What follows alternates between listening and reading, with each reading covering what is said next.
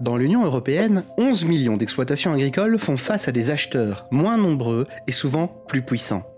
La majorité des agriculteurs n'ont pas nécessairement les moyens légaux et financiers de contester les pratiques commerciales déloyales utilisées à leur détriment. La crainte des représailles commerciales les empêche également de signaler certaines pratiques. Voici David, c'est un agriculteur qui vend sa viande à une grande surface. La grande surface décide de faire une promotion pour cette viande et répercute sur David une partie de cette promotion sans même le consulter.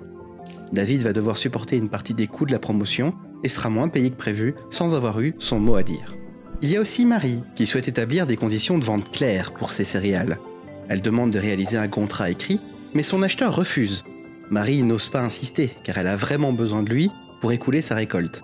Peu de temps après, l'acheteur change d'avis sur certains points sur lesquels Marie n'est pas du tout d'accord, mais elle ne peut rien prouver car il n'y a pas de trace écrite. Et voici Simon. Un grossiste lui a commandé une grande quantité de légumes. Le grossiste a un souci technique avec une partie de ses installations et stocke une partie des légumes hors chambre froide. Au final, il n'arrive pas à tout vendre et doit jeter une partie des légumes. Lorsque le grossiste paye Simon, il déduit de la paye le prix des légumes jetés alors que tout est la faute du grossiste. Et pour finir, voici Sophie qui vend ses œufs à un transformateur.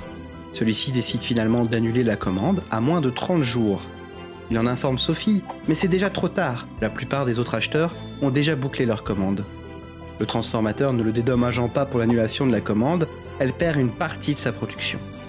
Heureusement, de nouvelles règles en la matière vont permettre aux agriculteurs d'être mieux protégés contre les abus et les pratiques déloyales.